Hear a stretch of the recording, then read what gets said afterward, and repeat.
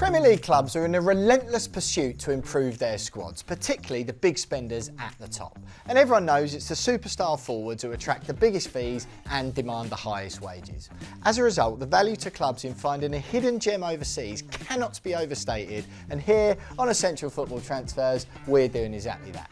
And in this video, using stats, key data, tactical profiling and high-level insights, we'll be highlighting a teenager from Europe who's been labelled the next Estevao and is very similar to Rayan Cherki. Yes, enter Genk forward Konstantinos Karetsas, whose current profile and sky-high potential show why he's an essential transfer a Premier League team must make in January, particularly Chelsea and Manchester City. Nice one, Dino. Well, before we dive into the details, hit me with the Karetsas essentials. You've got 20 seconds, let's have them. 20 seconds go. Konstantinos Karetsas is 18, was born in November 2007 in Genk, Belgium, to Greek parents. He's 5'7", left-footed, came through Genk's academy but joined Anderlecht in 2020. But he returned 3 years later, making his Genk debut in 2024, aged just 16. He represented Belgium at every youth level from under 15s, but switched to Greece in 2025 and has scored 3 times in 9 senior games. He earns £11,000 a week. His contract expires in 2029 and he's signed with Stir Associates Agency, who represent Brighton's Bart Verbruggen and ex-Arsenal midfielder Albert Sambi Lokonga. Now, why should a Premier League team sign him? Well, much like Estevao and Cherki, Karetsas can play as a right winger or in his preferred number 10 role, and he really stands out in key attacking metrics for players in such positions. Now, he's not as much of a goal scorer, having bagged just once across 26 games in Europe and the Belgian Pro League this season, which puts his 0.06 goals per 90-minute rate way below that of Cherki and Estevao when you look at their numbers in the Premier League and the Champions League. But he's the second highest assist provider in the Belgian League this season, with 6 in 18 appearances, and he's hitting the same 1 in 3 rate in Europe too, with 2 assists in 6 games. Only Christos Zolis, Dino, at Club Brugge is ahead of him domestically, and he's being heavily linked with the move to your team, Tottenham, of course. Now, Cherki's second in the whole Premier League for assists and has 5 goals and 8 assists in the Prem and Champions League combined, whereas Estevao is the other end of the scale, having provided just 1 assist across those competitions, but scoring 5 goals. However, Karetsas' 0.47 assists per 90-minute rate is more than double his expected assist rate, whereas Cherki is basically delivering an assist whenever expected to, while Estevao is falling well short of the goals he should be laying on for his teammates. If we also look at progressive passes, Karetsas is playing 6.34 per 90 minutes, which is more than Cherki at 5.95 and more than double Estevao at 2.87. And Dino, that tells us? Well, it tells us that Karetsas is super clinical at converting chances into goals when he does get into decent positions, but also that he's advancing Genk up the pitch consistently, phase by phase, often from deeper positions. Yep, absolutely. Now, Karetsas is the sandwich filling again when it comes to completed passes per 90 minutes, with Cherki leading at 54.8, Karetsas at 35.4 and Estevao at 28.4. And a lot of that chance creation, Dean, that we just discussed comes from crossing, as we can see, with Karetsas delivering 7.56 crosses per 90 minutes, nearly double Cherki at 3.93 and well clear of Estevao at 3.1. And I think, Dean, that plays exactly into what you want to see lots more from Premier League teams, including Manchester City, particularly given what you said on Tactics Exposed last month when we were doing our tactical analysis of the title race between City and Arsenal, because you want to see a bit of more variety in City's attacks, don't you? Yeah, exactly. Those stats line up perfectly with how Genk play. He operates wider, receives the ball earlier, and is trusted to put the ball into dangerous areas repeatedly, which is exactly what I think City to do more of with Haaland to add a bit more variety to their attack. Often they'll recycle possession, move the ball around the edge of the field, which allows teams to drop deep to the edge of the box. Karetsas can fire those little balls in much earlier. Yeah, just get it on the head of the big man. Absolutely. Bit old school, bit 90s, lovely. So Karetsas is not a volume recycler like Cherki, but he's far more involved in sustained build-ups than Estevao. So Dino, just show us how he plays for Genk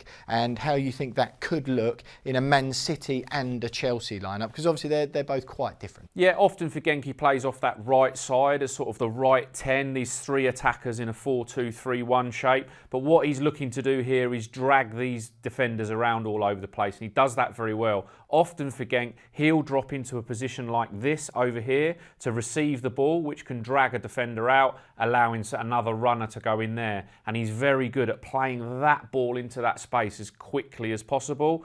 Other times, he'll come inside and operate as the 10 and receive the ball in these areas, turning quickly and then facing up defenders to play through balls here and through balls here. So, in a Chelsea setup, is that instead of an Estevao over there, where an Estevao wants to hug that touchline, or a Neto wants to hug that touchline and bring these players into play much more readily? Thinking João Pedro, Delap running in behind there. And for Manchester City, we all know the striker is Haaland. He could play in all three of those positions, being that 360 player where he can play with the ball back to goal, turn, face.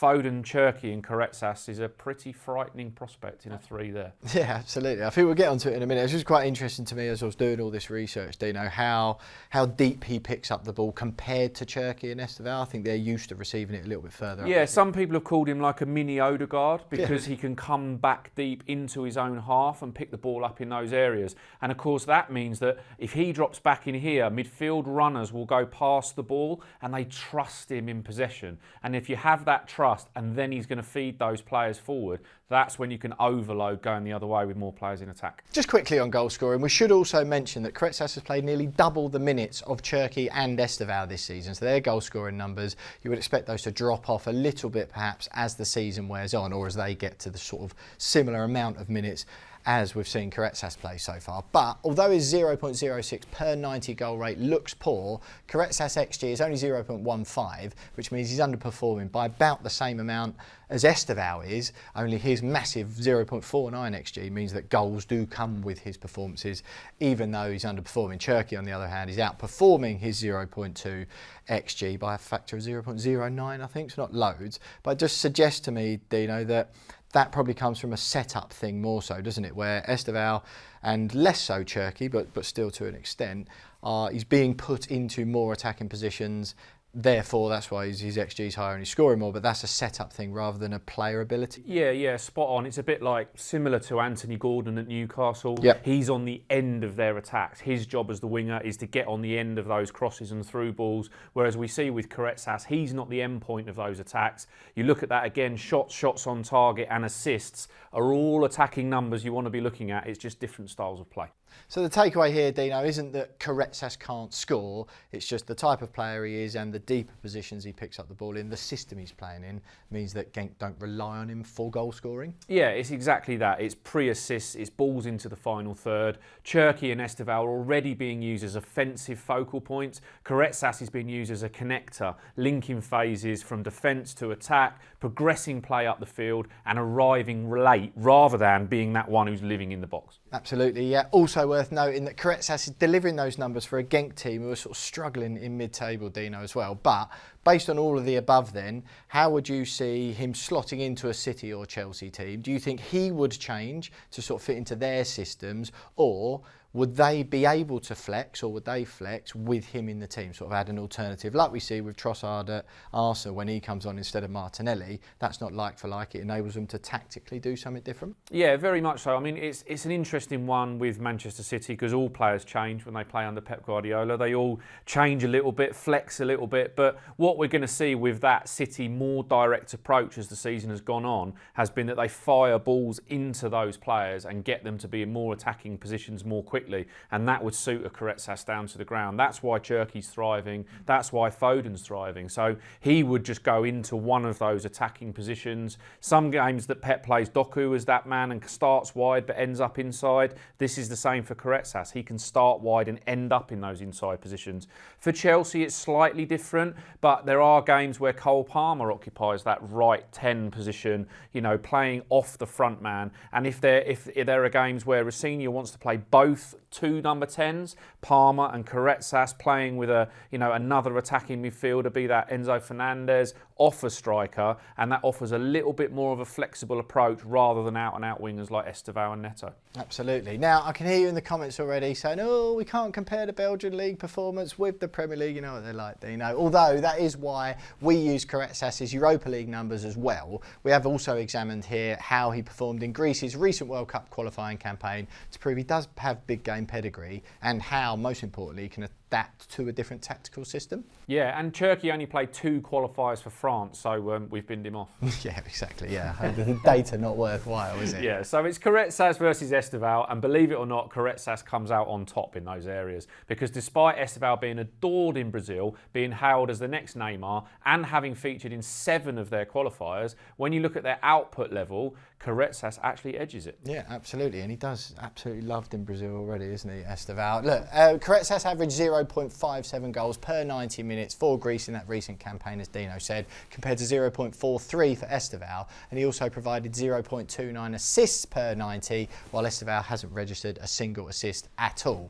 Estevao still the higher volume shooter with 3.04 shots per 90, with Karetsas at 2.57, while they are still about even on crosses, which does suggest that they're playing slightly different styles for club and country. So while Estevao looks like the more explosive talent on paper, Karetsas maybe at international level looks like the player that international managers are already relying on to sort of solve problems for them. So how does Karetsas' role, Dino, change when he plays for Genk compared to when he plays for Greece? Well, he gets a little less time on the ball. At international level, you know, you're playing against international level defenders all the time, and so he does get less time on the ball. But what's really noticeable about him in those areas is how much he attracts players to him. He's got this weird ability that top level players have, where defenders are worried, so they drag themselves over to him. And so then what does that mean? More space for other players. So the timing of his passing and bringing other players into the game is absolutely remarkable.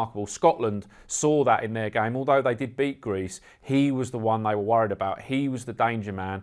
18 years old and still being an international problem is quite a talent. Absolutely. Now, with these kind of numbers, it's fair to say that there's a lot of hype around Karetsas. And with hype over a young talent from Belgium comes obvious comparisons, and the obvious ones here, Dino. While we're doing the Chelsea and Man City led episode, are Eden Hazard and Kevin De Bruyne, of course. Legends of the Prem, legends of both clubs as well. So let's ground this, though, as we always do, on essential football transfers in the data. So when you look at Karetsas' 25-26 numbers, that's this season, alongside Hazard and De Bruyne's career averages, you immediately see that he's not arriving as a goal scorer. We've covered that, right? No, right, yeah. Hazard and De Bruyne were both contributing around 0.3 goals per game, and Karetsas is, as we said, at 0.06. That tells you straight away this is not a finished attacker. Yeah, but where things flip around is creativity. This season, Karetsas is averaging 0.47 assists per 90, like we've said. Hazard was at 0.25 throughout his career, and De Bruyne at 0.44. Again, different league, Dino, but eye-opening. Yeah, that is an eye-opener, isn't it? For a player this young, he's already producing assists at a level that matches or even exceeds 2 all-time Premier League greats. Yeah, Belgium exports, of course. Expected assists back that up as well. Karetsas is sitting at 0.23 expected assists.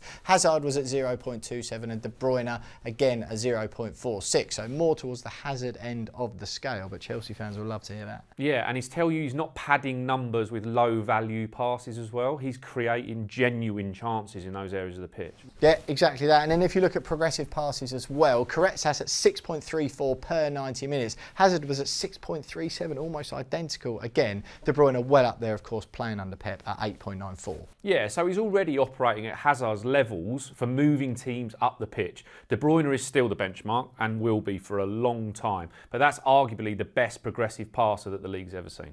Yeah, well, exactly that. Yeah, maybe in the world has ever seen. The stylistic clue, though, is of course in the crossing numbers again, Dean, isn't it? Yeah, absolutely. Yeah, Karetsas averages 7.56 crosses per 90. Hazard was at 2.54 and De Bruyne at 7.9. So this isn't a Hazard regen, or is it? No, it's not. It's maybe a combination between the two. I mean, Hazard was a carrier and a dribbler. Karetsas is a distributor. He looks far closer to the De Bruyne type profile of player, especially from wide or half space areas, but he's got the lot. Yeah, he hasn't got that sort of like direct impact that Hazard had, has he? No. He's a little bit more sort He's of not going to beat that player in a 5-yard space like Hazard is for pace, but he's going to do it with trickery and passing. Yeah, sort of like hybrid, almost an Odegaard type, I suppose. And defensively, collectively, or at least in terms of duels, fouls drawn, also tell an interesting story. Karetsas is drawing 2.79 fouls per 90. Hazard was elite at 3.23, with De Bruyne much lower at 1.08, which suggests that defenders are already feeling threatened by him. Yeah, exactly. As I mentioned before in those international games, you don't draw fouls unless you're forcing decisions from defenders,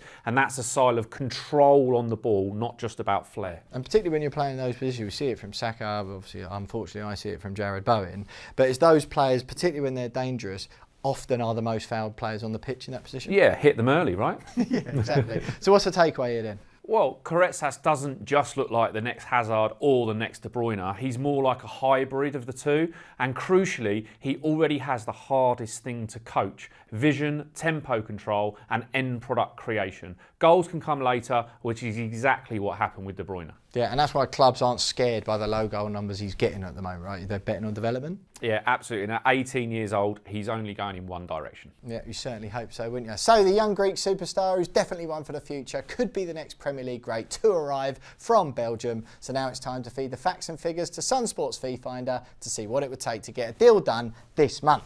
Karetsas is 18 years old. He earns around £11,000 a week with 3.5 years left on his Genk contract, with a release clause of around £35 million. As the Sun have reported, Liverpool, Man United and Newcastle are all interested in signing him, which means Chelsea and City would have some rivals. And as far as young wingers' transfer fee go, Chelsea paid £55 million for Estevao, £52 million for Jamie Gittins and £40 million for Alejandro Garnacho last year. And at the time of recording, City are about to sign Antoine Semenyo for around £65 million.